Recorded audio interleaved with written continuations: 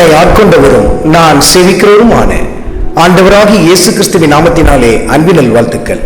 கிறிஸ்து இயேசுவுக்கு மிகவும் பிரியமான அன்பு சகோதர சகோதரிகளே, லூக்கா எழுதின சுவிசேஷத்தில் 6வது அதிகாரத்தில் 46வது வசனத்தில் தன்னை சுற்றி நின்று கொண்டிருந்த ஜனங்களை பார்த்து கர்த்தர் இப்படி ஒரு காரியத்தை சொன்னார் பாருங்கள். என்னை ஆண்டவரே ஆண்டவரே என்று நீங்கள் சொல்லியும் நான் சொல்லுகிறபடி நீங்கள் செய்யாமல் போகிறது என்ன? ஒரு கூட்டம் ஆண்டவருக்கு மிக நெருக்கத்தில் வந்தது போல காணப்பட்டது. ஆனால் ஆண்டவரே ஆண்டவரே என்று சொல்லி அவர்கள் அவரை நோக்கி கூப்பிட்டுக் கொண்டிருக்கிறார்கள். ஆனால் அவர் சொல்லுகிற எந்த காரியத்திற்கும் செவி கொடுப்பது இல்லை. அதனால்தான் ஆண்டவர் அப்படிப்பட்டவர்களை பார்த்து சொல்லுகிறார், என்னை ஆண்டவரே ஆண்டவரே என்று சொல்லி கூப்பிட்டும் நான் சொல்லுகிறபடி நீங்கள் செய்யாமல் போகிறது என்ன என்று சொல்லி ஒரு கேள்வியை கேட்கிறார். அருமையான மகனே, அருமையான மகளே, இன்றைக்கு ஆண்டவருடைய சத்தத்தை நீ மிகவும் கவனித்து கேட்பது போல காணப்படலாம், அல்லது மிகவும் ஆவலோடு கூட அவருடைய சத்தத்தை விரும்பி கேட்பது போல காணப்படலாம். ஆனால் அதன்படி செய்கிறாயா என்பதை நிதானித்துப் பார்.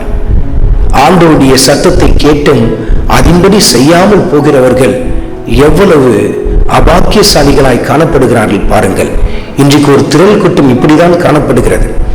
வேதத்தை வாசிப்பார்கள், தேவ செய்திகளை கேட்பார்கள், ஆனால் கர்த்தர் தங்களோடு கூட பேசுகிற வார்த்தைகளுக்கு தங்கள் செவிகளை அடைத்துக் கொள்வார்கள்.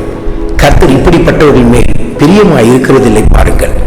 ஆண்டவர் நம்மோடு கூட இடைபடுகிற ஒவ்வொரு வார்த்தைகளுக்கும் நாம் கீழ்ப்படிய வேண்டியது அவசியம் பாருங்கள். இன்றைக்கு சில பேர்லாம் நம்ம பார்க்க முடியும், மூச்சுக்கு 3 தடவை இயேசுவே இயேசுவேன்னு சொல்லுவாங்க.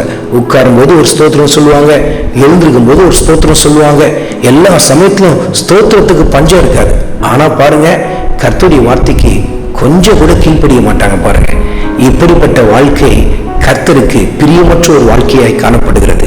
அருமையான மகனே, அருமையான மகளே, கர்த்தருடைய ஆவியானவர் தன் வேதத்தின் மூலமாய் உன்னோடு கூட பேசுகிற வார்த்தைகள், தேவ செய்திகள் மூலமாய் உன்னோடு கூட இடைபடுகிற வார்த்தைகளுக்கு கவனமாய் செவி கொடுங்கள் என்று சொல்லி கர்த்தருடைய ஆவியானவர் உங்களோடு கூட இடைபடுகிறார். கர்த்தருடைய வார்த்தையை கேட்டு அதன்படியே செய்வோம். கர்த்தருக்கு பிரியமான வாழ்க்கையை எல்லா சமயத்திலும் வாழுங்கள். ஆண்டவராகிய இயேசு கிறிஸ்துவின் கிருபை உங்கள் அனைவரோடும் கூட இருப்பதாக. ஆமென்.